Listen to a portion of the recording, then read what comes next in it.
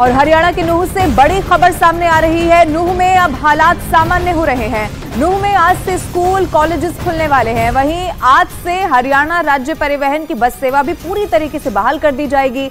31 जुलाई को नूह में हुई हिंसा के बाद से हालात अब लगातार सुधर रहे हैं, जिसके बाद प्रशासन ने ये बड़ा फैसला लिया।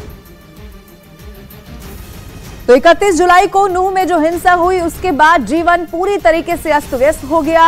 इतनी ज्यादा हिंसा भड़की कि एक बार के लिए सब कुछ बंद करना पड़ा। नूह में कर्फ्यू लगाया गया, धारा 144 लगाई गई, लेकिन अब धीरे धीरे जिंदगी पटरी पर लौटने लगी है। पहले बैंक, एटीएम को खोला गया, अब आज बस सेवा पूरी तरीके से बहाल कर दी जाएगी। और नूह में धारा 144 के तहत नए आदेश पारित किए गए हैं, जिसके तहत अब स्कूल कॉलेज को खोलने का फैसला ले लिया गया है। साथ ही बैंकों में भी लेन देन का काम आम दिनों की तरह अब हो सकेगा।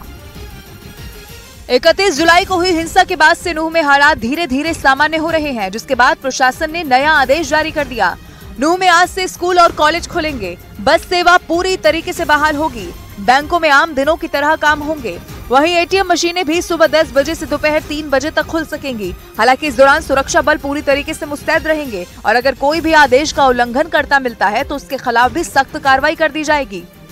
और उधर नूह में हुई हिंसा के बाद से आरोपियों के खिलाफ कार्रवाई भी लगातार जारी है। सिर्फ नूह ही नहीं, दूसरे जिलों में भी उपद्रवियों पर पुलिस की पैनी नजर बनी हुई है और उन्हें भी गिरफ्तार किया जा रहा है। पुलिस और प्रशासन की लगातार हो रही कार्रवाई से उपद्रवी डरे सहमे हुए हैं। आरोपियों को लगातार छापेमारी कर गिरफ्तार किया जा रहा है। नूह हिंसा में अब तक 153 केस दर्ज हो चुके हैं। अब तक 365 लोगों की गिरफ्तारी हुई है और 111 लोगों को हिरासत में लिया गया है। वहीं गुरुग्राम में 37 केस दर्ज किए गए और 79 लोगों की गिरफ्तारी हुई। Total of 37 FIRs till date.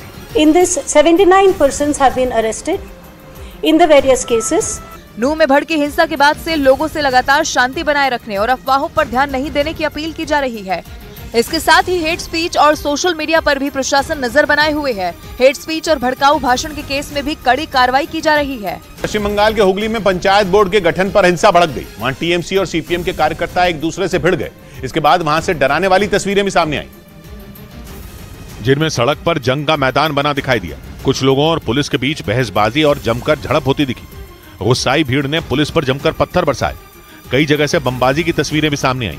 हाथ में डंडे लिए पुलिस उस भीड़ को समझाने की कोशिश करती रही, लेकिन तमाम कोशिशों के बाद जब आग बबूला भीड़ ने कदम पीछे नहीं खींचे तो पुलिस को उन्हें खदेड़ने के लिए आंसू गैस के गोले तक दागने पड़े। बताया गया कि फुरपुरा पंचायत बोर्ड के गठन पर यह विवाद शुरू हुआ था।